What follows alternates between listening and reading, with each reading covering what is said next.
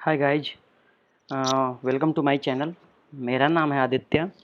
और फ्रेंड्स, आज के इस वीडियो में मैं आपको ये बताने वाला हूँ कि सीएसएस सेलेक्टर्स क्या होते हैं और सीएसएस सेलेक्टर्स आप कितने तरीके से अप्लाई कर सकते हैं, कितने तरीके के आप सेलेक्टर्स होते हैं, सीएसएस की क्या आपकी प्रॉपर्टीज होती है। तो चलिए फ्रेंड्स, शुरू करते हैं अपना वीडियो और देखते हैं कि सीएसएस सेलेक्टर कितने तरीके से होते हैं। तो सबसे पहले मैं आपको ये बता दूं कि सीएसएस सेलेक्टर का फॉर्मेट क्या होता है। तो फ्रेंड्स, फॉर्मेट में आपका ऐसे होता है कि सीएसएस की जब भी किसी एलिमेंट पे या फिर क्लास की आप स्टाइलिंग करते हो, तो सबसे पहले आपके फॉर्मेट ये में आता है कि एक तो आपका सेलेक्टर का पार्ट, फिर होता है करली ब्रेसेस। ये आपका स्टार्टिंग और क्लोजिंग टैग करली ब्रेसेस का, और इसके अंदर में आपको सीएसएस की प्रॉपर्टी लिखनी होती है। तो ये आपका टॉप का जो पार्ट हो गया, ये आपका सेलेक्टर का पार्ट हो गया, और यहाँ पे आप सीएसएस की प्रॉपर्टीज लिखते हो। आपकी यहाँ पे हो गई प्रॉपर्टीज, फिर आपको देने होते हैं एक डबल डॉट का कॉलम, और फिर आपको पुट करने होते हैं इस प्रॉपर्टीज की वैल्यू। उसके बाद आपको पुट करने होते हैं सेमी कॉलन। तो फ्रेंड्स, ये जो आप तरीका देख रहे हो करली ब्रेसेस के अंदर, इसको आप लिखोगे प्रॉपर्टी वैल्यू। यहाँ पे आपकी सीएसएस की प्रॉपर्टीज जाती हैं, जितनी भी आपकी प्रॉपर्टीज होती हैं। और जो ये वाला पार्ट होता है आपका, जहाँ पे मैंने सेलेक्टर पुट किया हुआ है, यहाँ पे आप सीएसएस के डिफरेंट डिफरेंट तरह के आप सेलेक्टर से अपने एलिमेंट को हिट करते हो और उस पर स्टाइलिंग आप लगाते हो। तो चलिए हम ये देख लेते हैं कि आपकी कितने तरीके से ये सेलेक्टर का पार्ट हो सकते हैं। तो फ्रेंड्स, एक तो आपका बोला जाता है जिसको, उसको बोलते हैं हम यूनिवर्सल सेलेक्टर। अब यूनिवर्सल सेलेक्टर के अंदर क्या पार्ट आ सकता है यूनिवर्सल सेलेक्टर, चलिए इसको हम समझते हैं। आपका इसको यूनिवर्सल सेलेक्टर में एक तो आपका पड़ेगा स्टार। इस सेलेक्टर का मतलब ये हो गया कि अगर आपने स्टार पे कोई स्टाइलिंग कर दी, आपने प्रॉपर्टी और वैल्यू का पेयर में अगर आपने सीएसएस की स्टाइलिंग लगा दी स्टार पे, तो इसका मतलब हो गया कि जितने भी आपके एलिमेंट होंगे, यानी जितने भी आपके एलिमेंट होते हैं इंक्लूडिंग बॉडी, सब पे ये प्रॉपर्टी अप्लाई हो जाती है आपकी। अगर मान लीजिए इसके अंदर में क्या किया आपने, लिख दिया जैसे कलर और रेड, ऐसा करके लिख दिया आपने इस सेलेक्टर पे। जैसे मैं दिखा देता हूँ, आपका ये ऐसे लिखा जाएगा। अगर आपने ऐसे लिख दिया, तो ये जो आपकी स्टाइल हो गई, ये आपके इस डिप पे अप्लाई होगी, इस बॉडी पे अप्लाई होगी, इस हेडर पे अप्लाई होगी, इस पी टैग पे अप्लाई होगी। तो इसीलिए इसको बोलते हैं यूनिवर्सल सेलेक्टर। ठीक है, अब हम चलते हैं दूसरे सेलेक्टर की तरफ। दूसरा आपका होता है एलिमेंट सेलेक्टर, टाइप सेलेक्टर। वहाँ पे आप कैसे स्टाइलिंग करते हो, वहाँ पे आप स्टाइलिंग करने के लिए करोगे जो भी टैग का नाम है, जैसे इस टैग का नाम है बॉडी टैग, इसका डिव टैग H1 टैग, वैसे ही आप टैग के नाम से स्टाइल करते हो। जैसे आप इसको कर सकते हो, बॉडी पे आपने क्या किया, बॉडी से आप स्टाइल कर सकते हो, आप जो है डिव से स्टाइल कर सकते हो ऐसे, और इसके अंदर आपको जो भी वैल्यू पुट करनी होती है वो। तो इसको बोलते हैं आपका एलिमेंट सेलेक्टर या फिर टाइप सेलेक्टर। ठीक है, अब आपका तीसरा जो सिलेक्टर होता है वो आपका होता है क्लास बेस्ड सिलेक्टर। तो क्लास बेस्ड सिलेक्टर में आपको क्या करना होता है कि आपको एलिमेंट पे क्लास देनी होती है और उसके बाद उसकी स्टाइलिंग करनी होती है। तो चलिए हम क्लास दे के देखते हैं, क्लास कैसे दे सकते हैं हम। तो सिंपली हमको क्या लिखना है कि इस डिव में हमें पुट करनी है क्लास, उसके बाद देना है आपको इक्वल टू का साइन, उसके बाद कोट्स, और कोट्स के अंदर में आपको क्लास का नाम देना है। चलिए जैसे इसको मैंने नाम दे दिया हेडर। ठीक है, अब हमको इसकी स्टाइलिंग करनी है। तो तीसरा क्लास सेक्टर में क्या होता है कि आपको यही क्लास डॉट के साथ देनी होती है। डॉट का मतलब होता है क्लास।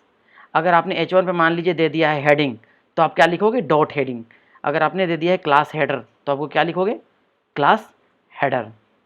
तो आपको ऐसे पुट करनी होती है।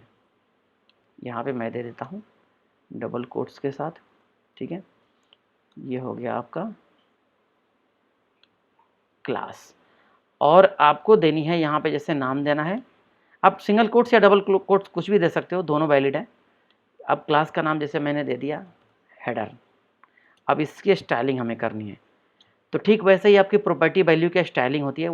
अभी इसी वीडियो में मैं आपको बताऊंगा कि प्रॉपर्टीज कितने तरीके से कितनी होती हैं और कितने आप अप्लाई कर सकते हो। तो ये हो गया आपका क्लास बेस्ड सिलेक्टर। ठीक ऐसे ही आपको एक आईडी बेस्ड सिलेक्टर आता है। वहाँ पे आपको क्या करना होता है, क्लास की जगह पे आपको लिखनी होती है आईडी। आईडी इक्वल टू आप देते हो, और यहाँ पे आईडी का सिंबल दोस्तों जैसे क्लास का डॉट होता है वैसे आईडी का होता है हैश, और यहाँ पे आपको वैल्यू सिंपली जिस तरह से सारी वैल्यू आप देते रहे हैं। तो बिल्कुल सिंपल है, जैसे क्लास देते हो आप वैसे आईडी देते हो। इनर करली ब्रेसेस के अंदर की आपकी प्रॉपर्टी सारी एक जैसी होती हैं। जो भी प्रॉपर्टी आपको देनी है, आपके सिलेक्टर देने का अलग अलग तरीका हो सकता है। ये हो गया दोस्तों। इसके अलावा क्या होता है कि आपका एक एट्रीब्यूट सेलेक्टर भी होता है। एट्रीब्यूट सेलेक्टर में हम क्या करते हैं कि किसी भी एट्रीब्यूट के हिसाब से उसकी स्टाइलिंग करते हैं। जैसे मान लीजिए मैंने एक बना लिया है इनपुट का टैग, ठीक है। मैंने एक इनपुट का टैग बना लिया और उसकी टाइप कर दी है टेक्स्ट। ये आपका एक इनपुट बॉक्स क्रिएट करेगा। बाकी आपकी और भी प्रॉपर्टी होती है, आपकी नेम वगैरह में आप कुछ भी फिल कर सकते हो, जो भी आपको नेम देना है। तो एक होता है आपके जो टाइप जो सिलेक्टर होता है आपका attribute selector, sorry attribute selector में आपको क्या कैसे स्टाइल करनी है वो आपको ऐसे करनी है। आपको लिखना है इनपुट, उसके बाद आपको देना है बिग ब्रैकेट, और इसके अंदर आपको पुट करनी है टाइप इक्वल टू, और उसके बाद कोट में जो भी आपका जिस टाइप का आपका डॉक्यूमेंट होता है। जैसे यहाँ पे मैंने क्या लिया है, ये टेक्स्ट इससे बाहर हो गया है कोट से, मैं इसे दोस्तों ये थोड़ी सी टाइपिंग मिस्टेक हो जाती है, ठीक है। मैं इसे अंदर पुट कर लेता हूँ, ये रहा आपका। अब यहाँ पे आपने दिया टाइप इक्वल टू टेक्स्ट। आपको ठीक ऐसे सिलेक्ट करनी है। आपने इनपुट पे स्टाइल किया है, इनपुट का एट्रीब्यूट सिलेक्टर डाला है, और किस टाइप का, टेक्स्ट टाइप का।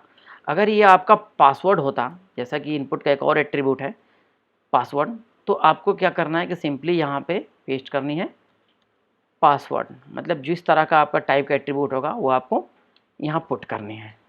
बिल्कुल ये आप डबल या सिंगल कोट्स में कर सकते हो। ये आप देख रहे होंगे कि ये टाइप पासवर्ड बिल्कुल वैसा ही है जैसे आपने एट्रीब्यूट में सेलेक्ट किया है। तो ये आपका हो गया एट्रीब्यूट सेलेक्टर। तो इतने तरीके से दोस्तों हम इसको सिलेक्ट कर सकते हैं। कुछ और तरीके भी हैं, जैसे कि आपका एक होता है ग्रुपिंग सेलेक्टर। आप दो क्लासेस या फिर दो एलिमेंट को एक साथ कंबाइन करके भी कर सकते हो। चलिए अब मैं बता रहा हूँ तो आपको वो भी बता ही देता हूँ।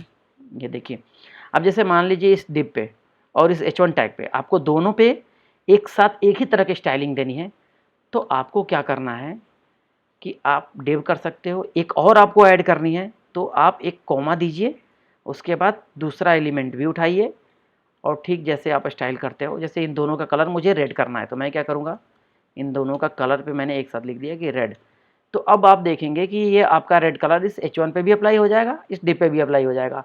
और ये आप कितना भी दे सकते हो फ्रेंड्स, इस पर आप पी टैग लगा दो, या फिर आप जितने भी आपके एलिमेंट सेलेक्ट करने हैं इन सब पे ये क्लासेस अप्लाई हो जाएंगी। तो चलिए मैं आपको इसको ब्राउज़र पे दिखा देता हूँ कि ये कैसा दिखता है और किस तरह से इसमें तीनों स्टाइलिंग अप्लाई होती है। तो ये देखिए यहाँ हमारा पेज खुल रहा है। ये देखिए हेडर भी आपका रेड कलर का हो गया, आपकी ये वेलकम टू माय ट्यूटोरियल्स वाला टेक्स्ट भी, और आपका पैराग्राफ भी। तो आपके ये तीनों टेक्स्ट रेड कलर में हो गए। तो ये हो गया आपका फ्रेंड्स कॉम्बिनेटर्स, मतलब आप ऐड करके भी ग्रुपिंग सेलेक्टर्स जिसको बोलते हैं, आप ग्रुप करके एक साथ उसको दे सकते हो। उसके अलावा आपके प्लस साइंस के साथ भी कुछ सिलेक्टर आते हैं, आपके पेरेंट चाइल्ड के साथ भी आते हैं। जैसे मैं आपको अगली वीडियो में या फिर नेक्स्ट वीडियो में, अभी इस वीडियो में अगर मैं सारा कुछ बताने लगा फ्रेंड्स तो काफ़ी लेंथी और काफ़ी बड़ा वीडियो बन जाएगा। तो मैं अपने नेक्स्ट पार्ट में आपको ये भी बताऊँगा कि चाइल्ड सेलेक्टर, पेरेंट सेलेक्टर किस तरह से आप उसको कर सकते हो चाइल्ड को पेरेंट के बेसिस पे। तो इसमें दोस्तों आपको एक चीज़ और मैं बताना भूल गया था, मैं एक चीज़ और बता देता हूँ कि आपको स्टाइलिंग अगर करनी है पेज पे तो आप एक्सटर्नल स्टाइल शीट को ज़्यादा प्रीफर कीजिएगा। जैसा कि अभी यहाँ पे तो मैंने इंटरनल पेस्ट किया है, बट इसके कुछ लिमिटेड यूज हो जाते हैं। मैं अगर कभी एक्सटर्नल स्टाइल शीट पे वीडियो बनाऊँगा तो मैं वहाँ आपको बताऊँगा कि किस तरह से CSS पुट करना ज़्यादा आपके लिए ईजी होगा, मेंटेन करने में ईजी होगा इन फ्यूचर कभी आपको चेंज करना हो तो दोस्तों इस वीडियो को देखने के लिए आपका बहुत बहुत धन्यवाद। नेक्स्ट वीडियो में मैं आपको बताऊंगा कि कितने तरीके से से आप आपकी जो प्रॉपर्टीज़ होती हैं, कितनी प्रॉपर्टीज़ होती हैं, कौन सी प्रॉपर्टी क्या काम करती है। मिलते हैं अगले वीडियो में। थैंक यू दोस्तों।